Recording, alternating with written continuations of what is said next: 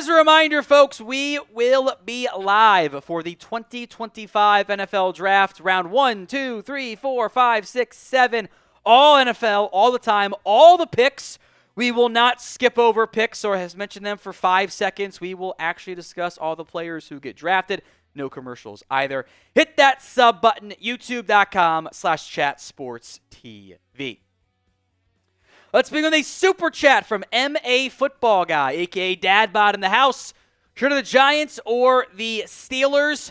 I am very curious with the Giants in particular at 3. How much ownership meddling / influence do we get there?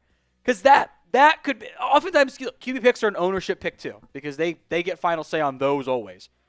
I'm curious how that plays out. Pittsburgh at 21 feels like his floor, but I don't know if he gets there. And if he does get past 15, could a team like the Browns or Giants, somebody else, trade back up from round 2 into round 1 to secure him? I am very curious how that plays out come draft. I think it's one of the biggest things to watch. Wolfpack, Carolina to trade back with Pittsburgh and draft James Pearce Jr.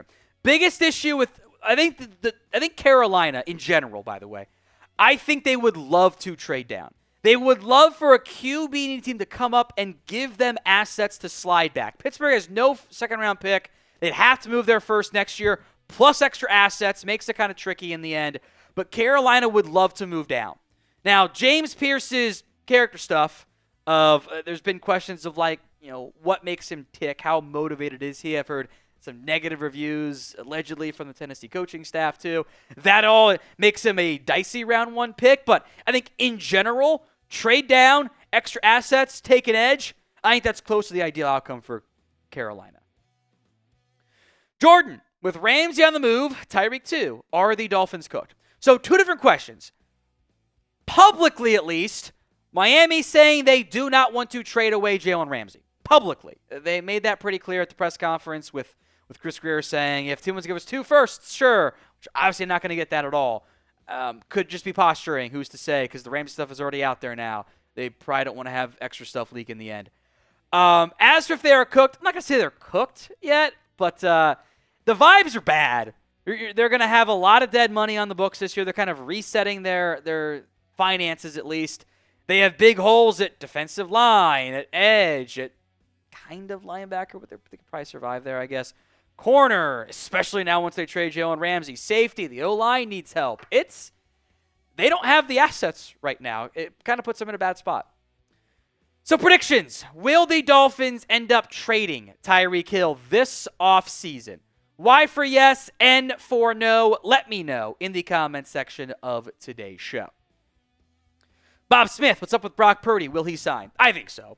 The timing, there's not a lot else that would really happen in the quarterback market, I don't believe, that would lead to the Purdy market changing drastically.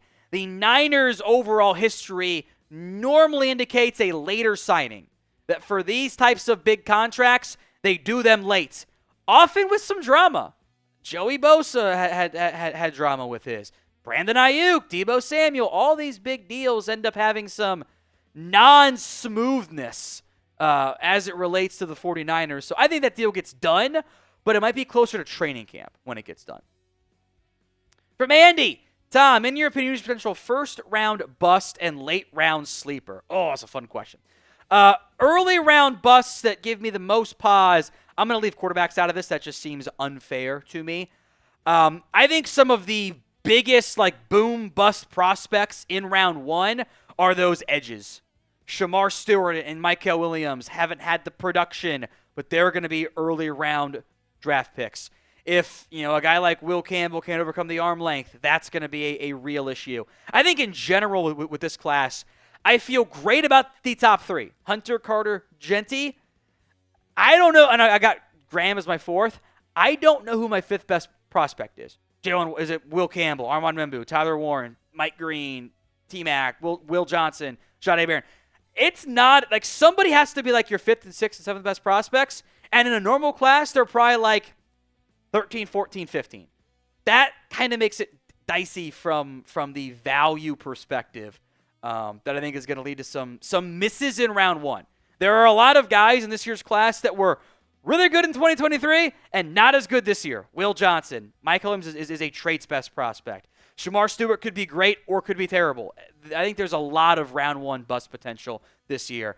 My favorite sleeper, though, I think he probably goes like early day 3, is Antoine Powell-Ryland, who had great production and great athletic testing, and nobody cares about him. That is a top 75 player for me that bordering on top 50 that I think might end up going like outside the top 100. Steve, does the Browns adding Flacco mean no more Kirk Cousins? Maybe. I don't know what the Browns quarterback plan is, to be quite honest. Because right now it's Kenny Pickett and Joe Flacco. And that's not a real plan. That is a plan if they are okay being terrible this upcoming season.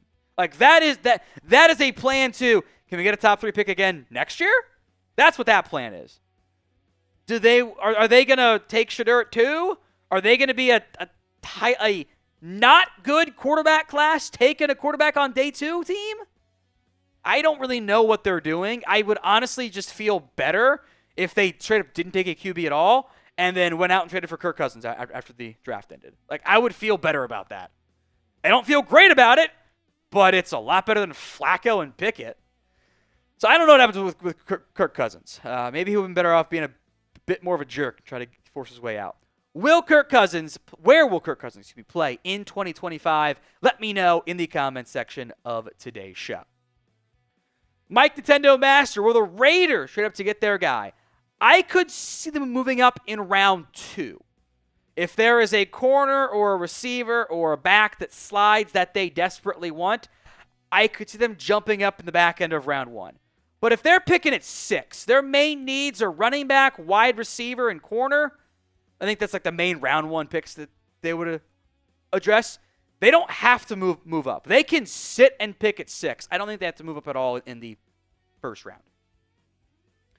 Today's show is made possible by Game Time with killer last-minute deals, all-in pricing, views from your seat, and their lowest price guarantee. Game Time takes the guesswork out of buying NBA playoff tickets.